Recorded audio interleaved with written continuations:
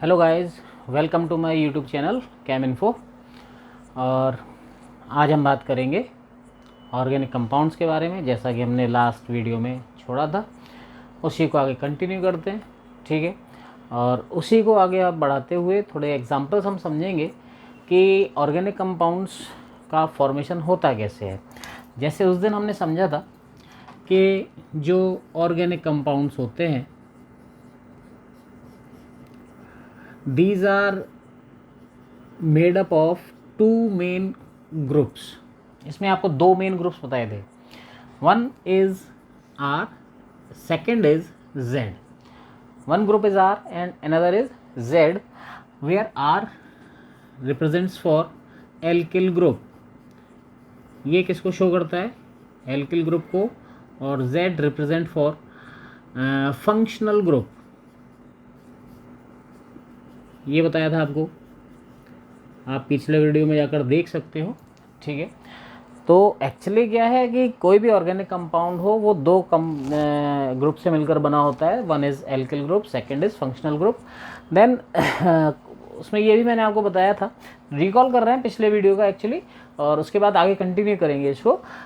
Alkyl group के बारे में मैंने आपको बताया था कि एल्किल ग्रुप जो होता है that is CH3, C2H5, C3H7, C4H9। these kind of groups are alkyl groups। ये alkyl groups हैं और इनके नाम भी बताए थे, मैथिल, एथिल, प्रोपिल, ब्यूटिल, इस तरीके से। देन फंक्शनल ग्रुप्स मैंने बताए थे आपको, जैसे alcohol, COOH, CHO, CO, NH2, CONH2, इस टाइप के ये कुछ मैंने आपको फंक्शनल ग्रुप्स बताए थे, ठीक है। अब आप यहाँ पर देख सकते हो ये एल्किल ग्रुप्स हैं और ये फंक्शनल ग्रुप्स हैं, और ये दोनों बॉन्डेड रहते हैं, ठीक है। और इन्हीं दोनों के बॉन्डिंग से क्या बनता है? ऑर्गेनिक कंपाउंड बनता है। अभी हम केवल ये सीख रहे हैं कि हम आइडेंटिफिकेशन कैसे करेंगे कि कौन सा ऑर्गेनिक कंपाउंड किस फंक्शनल ग्रुप से रिलेटेड होता है। उसके लिए हमको ये फंक्शनल ग्रुप के नेमिंग्स और फंक्शनल ग्रुप के जो सिंबल्स हैं वो हमको याद होने चाहिए। उसी के अकॉर्डिंग हम इसको आइडेंटिफाई करेंगे।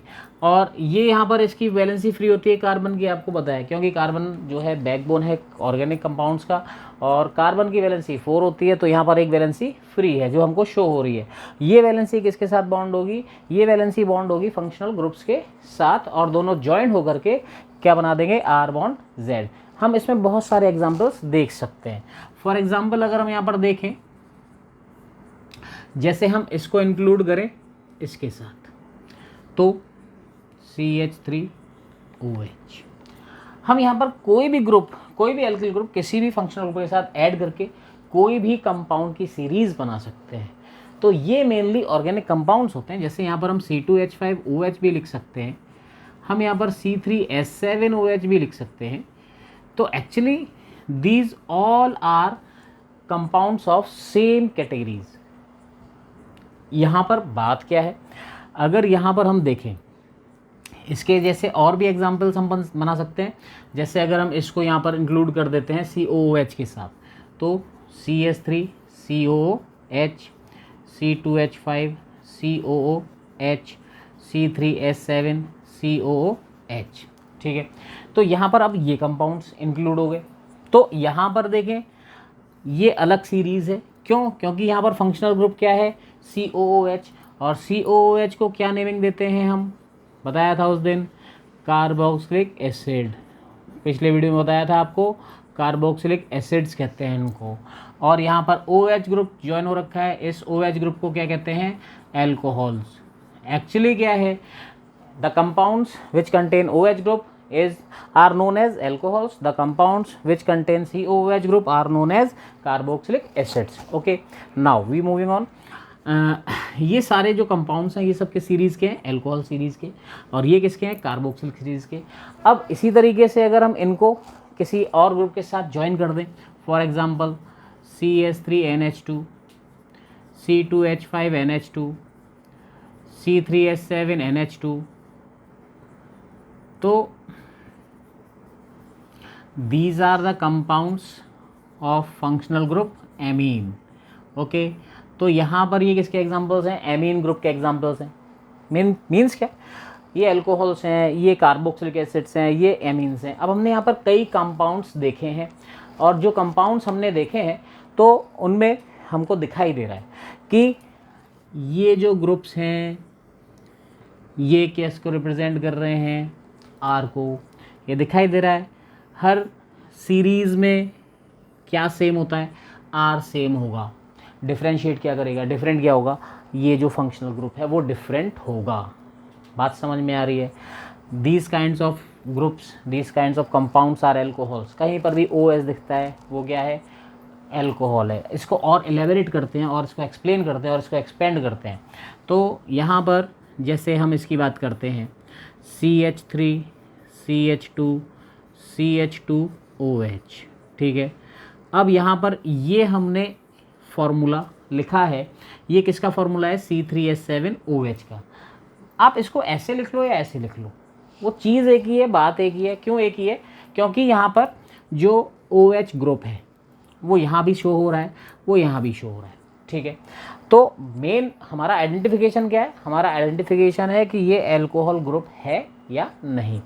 अब ऐसा भी हो सकता है कि ये ग्रुप कहीं किसी कार्बन चेन में मिडिल में आ जाए। जैसा मैंने पिछले वीडियो में बताया था कि कार्बन की वैलेंसी जो फ्री होगी वो किसी की भी हो सकती है, साइड कार्बन की, मिडिल कार्बन की, किसी की भी हो सकती है। तो उस फ्री वैलेंसी पर कौन ज्वाइन होगा? अगर के फंक्शनल ग्रुप ज्वाइन होगा। तो ये हमारे कुछ बेसिक एग्जाम्पल्स हैं। एक्चुअली यहाँ पर देखें अगर हम, तो ये सारे जो हैं ये एल्किल ग्रुप्स हैं। मैंने आपको बताया था एल्किल ग्रुप्स आर, ठीक है, ये एल्किल ग्रुप्स हैं। तो alkyl groups are responsible for physical properties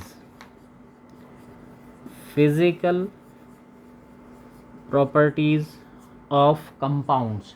किसी भी कंपाउंड की जो फिजिकल कैरेक्टर्स हैं, उनकी मेल्टिंग पॉइंट, बॉइलिंग पॉइंट, उनकी डेंसिटी, उनकी सॉल्युबिलिटी, और जो भी अदर फिजिकल प्रॉपर्टीज़ जो हैं, these are dominated by alkyl groups, whereas the functional group is responsible for the chemical properties of compound। जो कंपाउंड्स होते हैं उनके जो केमिकल प्रॉपर्टीज़ हैं, जैसा मैंने उस दिन भी बताया था कि ये किस कंपाउंड से रिएक्शन करनी है, किसके साथ रिएक्शन शो करेंगे, नहीं करेंगे, ये कौन डिसाइड करेगा? ये डिसाइड करेंगे ये फंक्शनल ग्रुप्स। तो ये डिफरेंस होता है एल्किल ग्रुप में और फंक्शनल ग्रुप में। एक्चुअली क्या है कि यहाँ पर जो ऑर्गेनिक कंपाउंड्स हैं उनके दो मेन ग्रुप्स होते हैं, alkyl group and functional group, और दोनों ज्वाइन होंगे, कंबाइंड होंगे, तभी वो क्या बनाएंगे? वहाँ पर ऑर्गेनिक कंपाउंड बनाएंगे। और वहाँ पर जो एल्किल ग्रुप होगा that is responsible for physical properties. तो ये यहाँ पर जितने भी एग्जाम्पल्स हमने समझे हैं ये किससे रिलेटेड हैं? ऑर्गेनिक कंपाउंड से रिलेटेड होते हैं, ठीक है। अब यहाँ से आगे हम चलेंगे इसके नॉमेनक्लेचर पर, ठीक है। तो यहाँ पर देखिए अब हम नॉमेनक्लेचर की बात करेंगे। नॉमेनक्लेचर ऑफ ऑर्गेनिक कंपाउंड्स, ये इनिशियल है। इनिशियल का मीन्स क्या होता है? इनिशियल का मीन्स होता है कि हम यहाँ स्टार्टिंग करेंगे ऑर्गेनिक कंपाउंड्स को, किस तरीके से हम यहाँ पर नेमिंग देंगे। नेमिंग देने के बहुत सारे रूल्स होते हैं। फिर वही बात चीज़ आती है कि यहाँ पर नेमिंग अगर हम करेंगे तो एक्चुअली बेसिक्स क्या है? बेसिक्स जो है वो सबसे बड़ी चीज़ होती है कार्बन, सबसे बड़ी और सबसे छोटी। ऑर्गेनिक में जो भी कुछ है वो सब कार्बन से रिलेटेड होता है। हमने पिछले वीडियोस में हमने देखा था, अभी भी मैंने बताया था कि जो कार्बन है किसी भी ऑर्गेनिक कंपाउंड में मेन कार्बन का रोल होता है, और कार्बन और एल्किल ग्रुप के फॉर्म में प्रेजेंट रहता है, और वो एल्किल ग्रुप्स ज्वाइन रहते हैं किससे? फंक्शनल ग्रुप से। तो वहाँ पर हम एल्किल ग्रुप और फंक्शनल ग्रुप के ज्वाइनिंग जो मॉलिक्यूल्स हैं उनकी नेमिंग्स कैसे होगी वो बाद की बात है। पहले हम सिंपल नेमिंग सीखेंगे। एक्चुअली नेमिंग करने का जो फॉर्मूला है, नेमिंग करने के जो रूल्स हैं वो दिमाग में क्लियर होने चाहिए, तभी हम उनको सही तरीके से एडजस्ट अपने दिमाग में कर पाएंगे। तो सबसे पहले हम देखते हैं कि क्लासिफिकेशन ऑफ ऑर्गेनिक कंपाउंड्स क्या है। नॉमेनक्लेचर से पहले हमको यहाँ समझना पड़ेगा classification, classification of organic compound.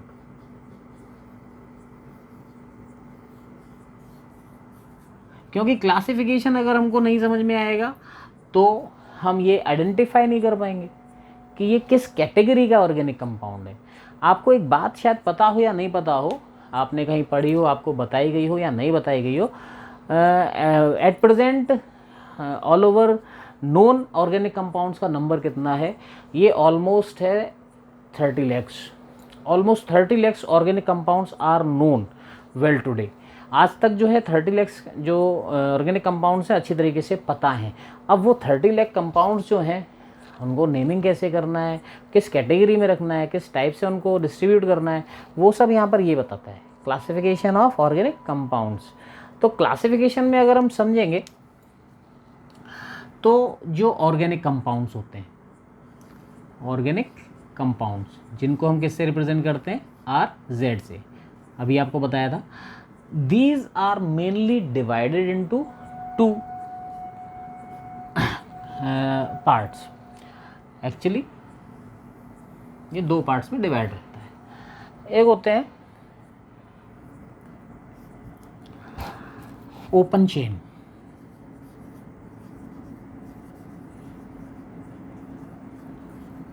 Open chain compounds. Second होते हैं क्लोज्ड चेन कंपाउंड्स। 2 टाइप के कंपाउंड्स होते हैं, open chain compounds and close chain compounds. ये क्लासिफिकेशन में आ रहे हैं। सब में मेन लीड हीरो कौन रहेगा? कार्बन रहेगा, ये ध्यान रखना है। Open chain compounds and close chain compounds. Open chain compounds, इसमें जो चेन जो है वो मेनली किस पर डिपेंडेंट है? मिस्टर सी।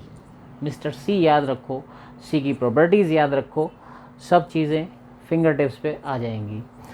ओपन चेन कंपाउंड्स, यहाँ पर वो कंपाउंड्स होंगे जिनमें ओपन चेन होगी। ओपन चेन का मतलब है कि कोई भी जो कंपाउंड है उसमें दोनों साइड्स जो हैं ओपन रहेंगी। जैसे आपको पता है कि ये मार्कर है, इसमें कितनी साइड्स हैं? 1 2, 2 साइड्स हैं, 2 कॉर्नर्स हैं, दोनों ओपन हैं। अब इसको इस तरीके से राउंड करके फोल्ड कर दिया जाए तो ये क्लोज्ड हो जाएगा। ये तो आपको पता ही है कि क्लोज्ड क्या होता है, ओपन क्या होता है। यहाँ पर इस कैटेगरी में, इन कंपाउंड्स में बहुत सारे ग्रुप्स इंक्लूडेड हैं। फॉर एग्जांपल यहाँ पर हम एग्जांपल्स के फॉर्म में लिख सकते हैं एल्केन, एल्कीन,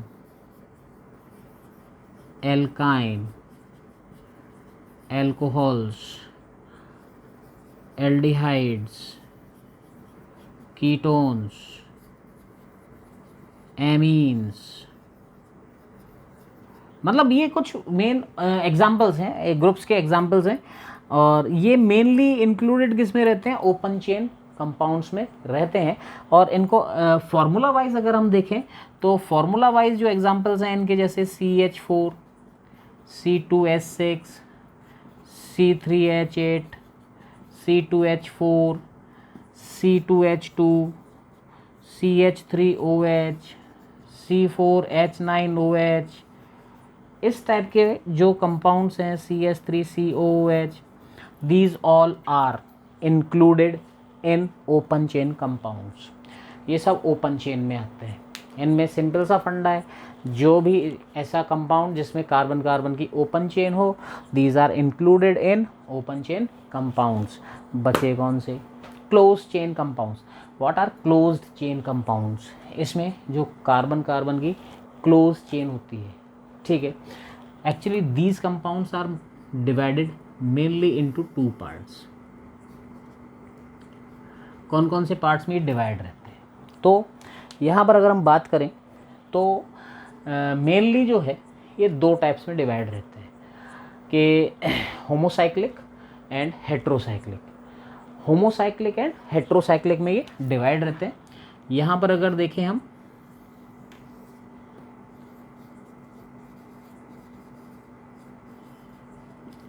हेट्रोसाइक्लिक कंपाउंड्स। हेट्रोसाइक्लिक्स क्या मीन क्या है, और सेकंड ब्रांच है यहाँ पर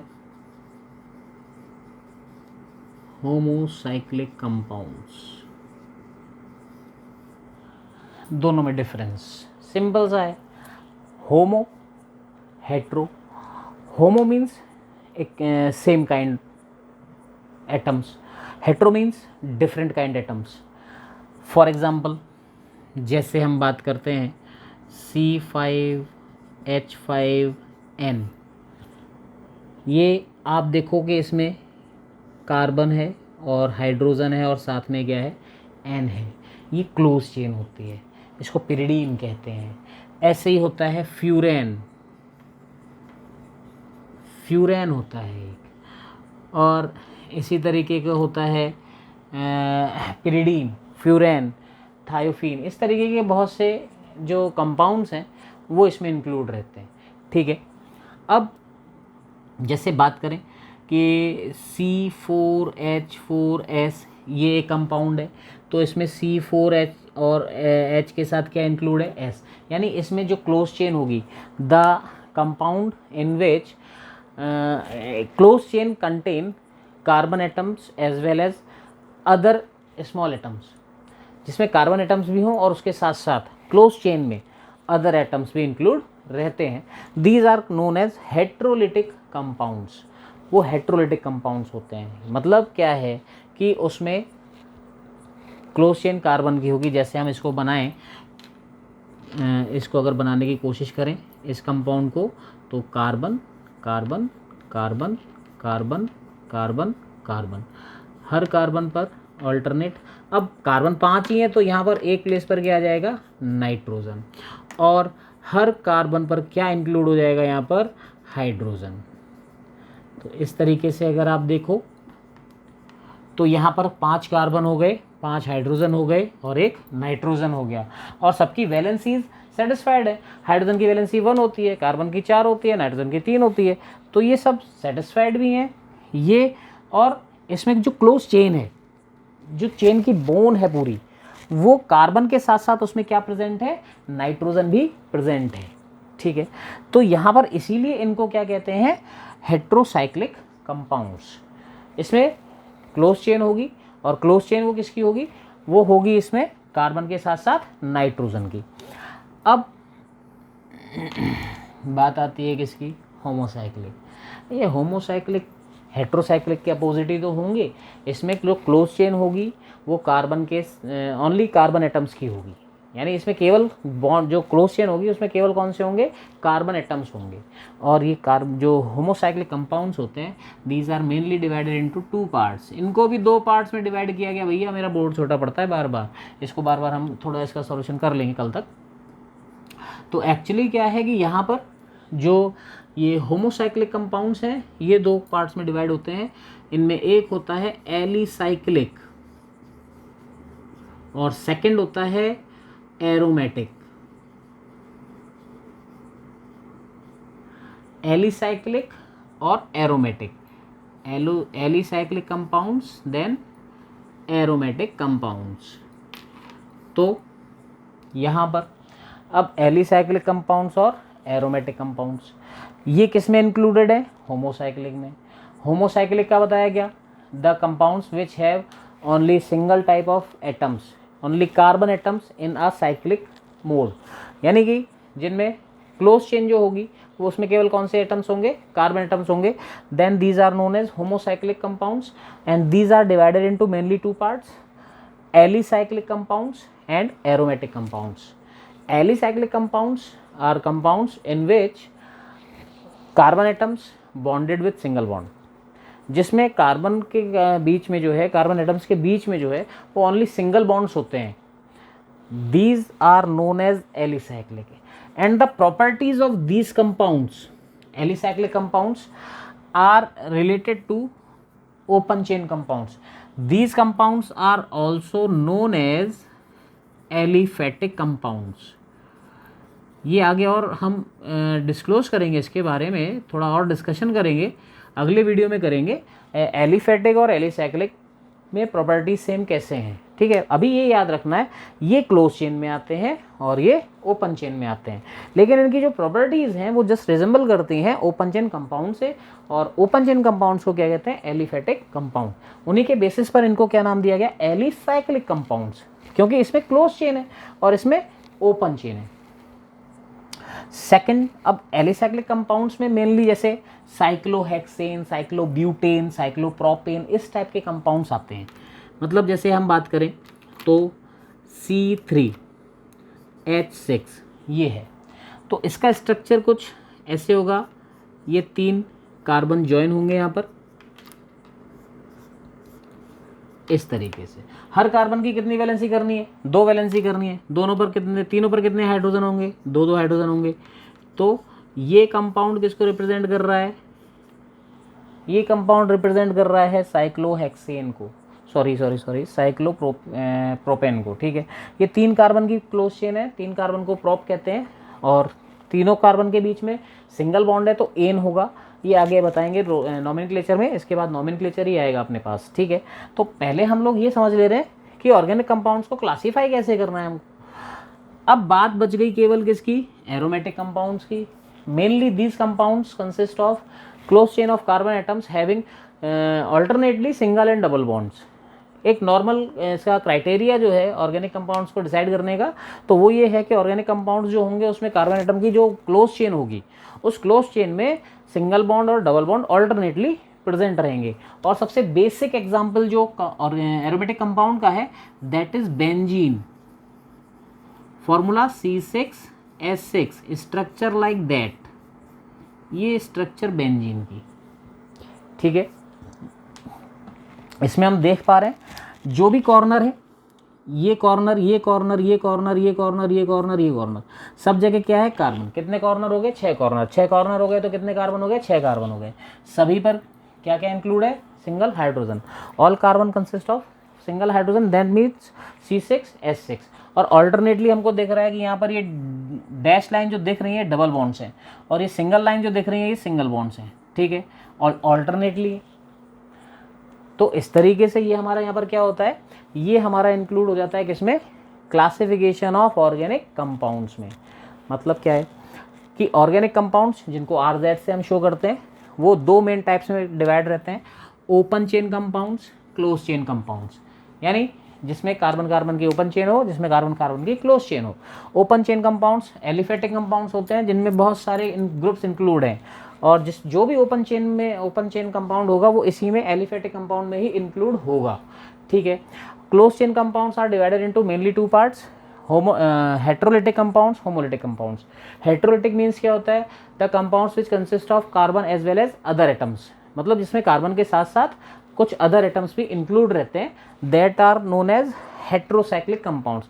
ये साइक्लिक ही होते हैं, इनकी साइकिल में कार्बन के साथ साथ और एलिमेंट्स भी, अदर एलिमेंट्स भी इंक्लूड रहते हैं। जैसे यहाँ पर आपने एग्जांपल देखा, ये एग्जांपल आप अभी भी देख पा रहे हो, यहाँ पर आप देख पा रहे हो कि यहाँ पर हाइड्रोजन के साथ कार्बन बैकबोन के साथ साथ नाइट्रोजन इंक्लूड है। देन हेट्रोलिटिक के बाद क्या आते हैं हमारे पास, होमोलिटिक कंपाउंड्स। तो होमोलिटिक कंपाउंड्स क्या होते हैं, the compounds in which only carbon atoms are included for cyclic structure. तो होमोसाइक्लिक में केवल कौन से कंपाउंड्स होंगे, एटम्स होंगे, केवल कार्बन एटम्स होंगे जो एक क्लोज चेन फॉर्म करेंगे। Homocyclic are divided then 2 parts, alicyclic, aromatic. Alicyclic consist of cyclic chain of carbon consisting single bond, whereas aromatic compounds contain cyclic chain of carbon having single और double bond alternatively। तो ये हमारा पूरा क्या था, ये हमारा था classification of organic compounds. Heading यहाँ पड़ी है नॉमेनक्लेचर।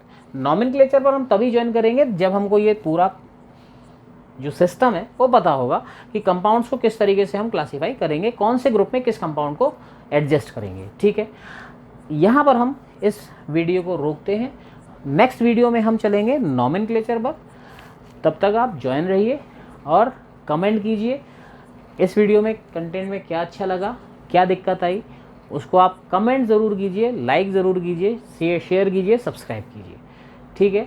आगे हम इसको फिर कंटिन्यू करेंगे नॉमेनक्लेचर के साथ, ठीक है। लेकिन प्लीज़ कमेंट ज़रूर कीजिए और कंटेंट बताइए कि आपको कैसा लग रहा है, आप और क्या चाहते हैं इसमें। कमेंट देंगे आप तो उसको वीडियो को इम्प्रूव करने में हमको थोड़ा हेल्प होगा, ठीक है। और please like, share, subscribe. Okay, bye bye, मिलते हैं नेक्स्ट वीडियो पे, तब तक के लिए नमस्कार, ठीक है।